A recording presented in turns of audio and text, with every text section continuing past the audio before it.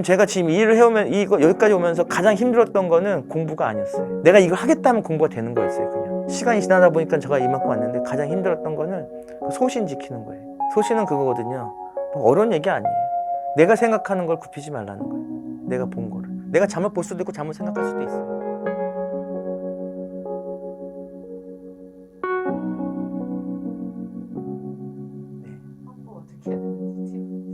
뭐 사고가 발생하게 되면은 제일 중요한 게 증거 자료 수집인데 경찰에서 다 하긴 해요.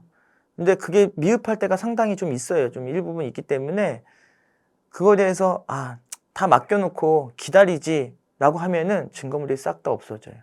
가능하면은 증거 확보를 위해서 본인이라도 그 주변에 있는 상가 CCTV라든지 이런 데 가서 협조를 구해서 모니터 찍는 건 불법이 아니에요. USB로 그 영상을 받아오는 거는 뭐 영장이 있어야 된다든지 또는 그 주인의 허락이 있어야겠지만 그냥 모니터에 재생되고 있는 CCTV 그거 한번 볼게요. 하고서 모니터 찍는 거는 문제가 안 생겨요. 그거라도 찍어서 증거를 확보하셔야 돼요. 많은 분들이 저 CCTV 안 줄 텐데 라고 걱정을 하시는데 그냥 볼게요. 볼게 하고서 녹화시키면 불법 아니에요. 찍어도 돼요. 모니터 촬영하는 건 불법 촬영물이 아니에요. 그렇게 해서 한번 팁을 좀 드릴 수 있을 것 같아요. 너무 좋은 팁인 것 예, 예. 이 대조군이 없이 뭔가를 하게 되면은 제가 박사 논문이나 석사 논문을 썼을 때 지금도 논문 쓰고 있지만 항상 대조군이 들어가야 돼요. 상대가 있어야 돼요. 근데 대조군이 없으면은 그냥 맨땅에 헤딩이라고 보시면 되고 그냥 공상과학 소설이에요. 우리 그런 거 실험을 할 때도 A 타이어가 좋아, B 타이어가 좋아.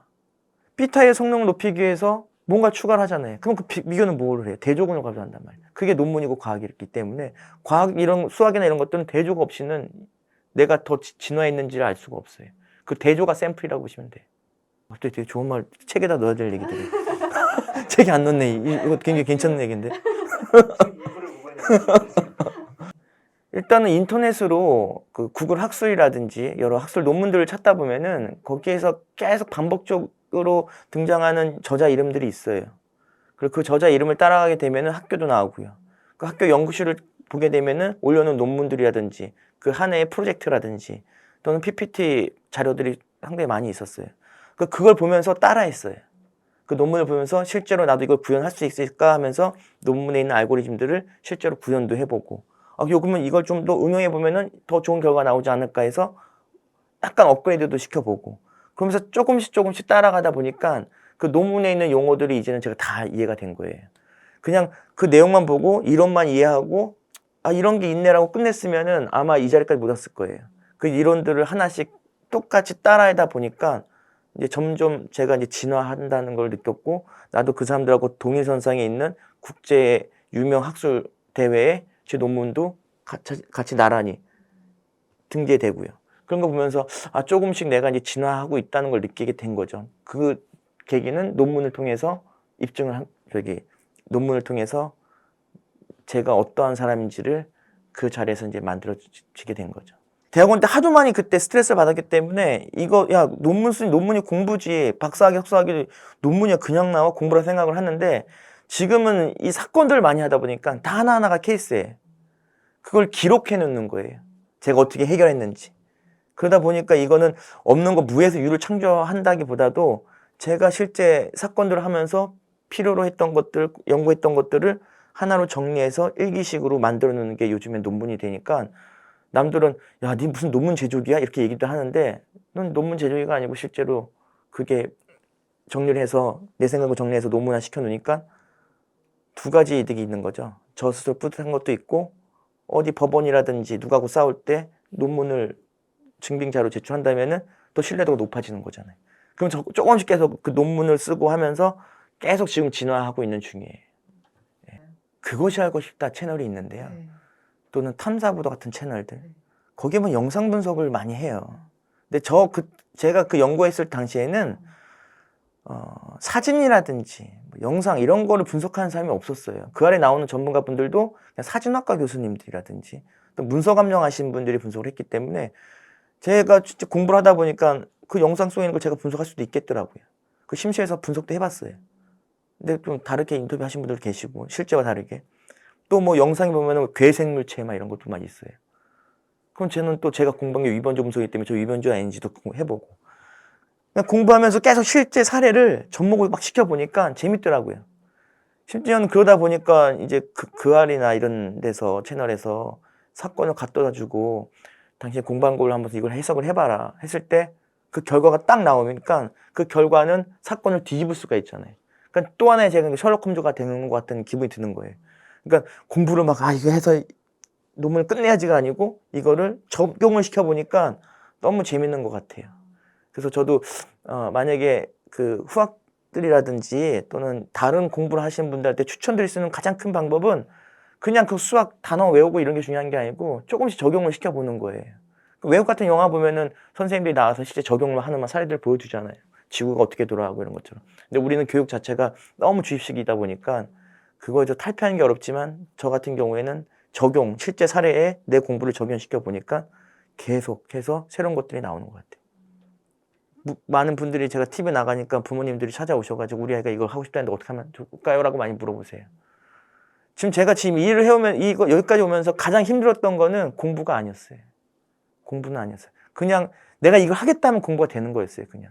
그 시간이 지나다 보니까 제가 이만큼 왔는데 가장 힘들었던 거는 그 소신 지키는 거예요. 그래서 소신이 가장 필요하다는 거. 소신은 그거거든요. 뭐 어려운 얘기 아니에요. 내가 생각하는 걸 굽히지 말라는 거예요. 내가 본 거를. 내가 잘못 볼 수도 있고 잘못 생각할 수도 있어요. 근데 그게 너무 오류가 많으면은 문제가 있겠지만 100개 중에 하나 실수할 수 있다는 생각을 있다는 생각 때문에 못하면은 아무것도 못해요. 예. 그래서 소신을 가지고 잘못된 게 있으면은 반성하면 되는 거고 반성하고 다시는 그러지 않게끔 보완을 계속하면서 업그레이드 되는 거고 학업 공부 당연히 이 일을 하려면은 석사 이상 받아야겠죠. 박사까지 받아야 될 거예요. 아마 이 얘기를 들으면은 벌써부터 뭐 TV를 끄고 아씨 나하고 아무 상관없는 얘기네라고 할 수 있는데 어쩔 수밖에 없는 게 법원에 갔을 때 당신 이거에 대해서 학력이 어떻게 되나요? 했을 때 학사인데요. 근데 아니 박사도 아니고 학사가 이 뭐예요? 이렇게 나온단 말이에요. 그러니까 최소한 석사 이상은 받으셔야지 제가 뭐 후학 양성을 할 때도 여러분들한테 뭐 도움이 필요할 때도 뭐 알려드릴 때도 석사 이상이 돼야지만 해드릴 수 있는 게 많이 있어요. 그러니까 돈을 원하는 친구는 일을 하면 안 돼요. 돈을 원하는 친구는 다른 일 많으니까 그거 찾으시면 되고 그냥 나는 성격상 사회 정의 구현이 강하다, 높다. 나는 진짜 저런 억울한 사람들 못 참는다. 그리고 나는 그걸 통해서 행복을 느낀다. 그런 친구들만 이 일에 들어오시면 돼요. 공부는 그 다음에 알아서 따라옵니다. 이거를 돈벌이 수단으로 사용하는 순간에 돈은 엄청나게 벌 수는 있을 거예요. 엄청나게. 로펌이 원하는 대로 써주고 상대 측에서 백지수표까지 주니까요. 그러면 돈은 뭐 수십억 수백억 벌 수도 있겠죠. 다만 지옥 가겠죠. 네. 꿈은 항상 있어요. 뭐 이것도 하고 싶고 제일 하고 싶은 건 이제 제주도 내려가서 조용히 살고 싶고요. 근데 지금 이제 후학양성도 말씀하셨지만 제가 또 지금까지 공부했던 것들에 대해서 누군가 배우고 싶은데 제가 지금 오늘 에세이 스필도 냈지만 이거를 교과서로 하나 만들어 놓고 싶어요. 개론, 법영상학 개론, 법사진학 개론. 그게 제 다음 프로젝트예요. 한국 최초로. 그러면은 제가 없더라도 그걸 보면서 공부할 수가 있잖아요. 예. 위변조 분석은 어떻게 하면 될 것이고 그걸 만들어 놓고 싶어요. 예. 근데 그걸 만들면 아마 국가수나 이런 데 싫어할 거예요. 왜냐면은 그럼 아이씨 쟤네들이 우리가 알고 있는 기술인데 다 오픈되는 거잖아요. 전 다 알고 있거든요. 어떻게 분석하는지. 그래서 법영상학 개론 책을 하나 시리즈로 만들어 놓고 가는 게 다음 프로젝트입니다. 예. 다음 편에 또 생각 중인 게 꿈이 소설 하나 쓰려고요. 예. 비밀의 숲 말고 비밀의 늪 이런 거 하나 해가지고 소설로 해서 그 영상 분석가가 사건을 해결해 나가는 거 그런 시나리오로 해가지고 소설책 같은 거, 추리소설 같은 거. 예. 살아있다는 게 가장 소중한 거예요. 그거면 돼요. 뭐 자살하시는 분들, 차에 쳐서 돌아가시는 분들 가장 안타까운 게 죽음이거든요. 뭐 징역 1년 받고 벌금 500만 원, 1000만 원 내고 그거는 시간이 지나면 잊혀지지만 죽음은 잊혀질 수가 없어요.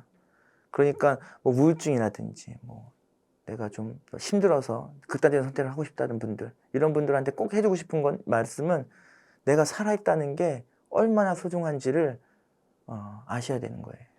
건강하다는 거, 살아있다는 거.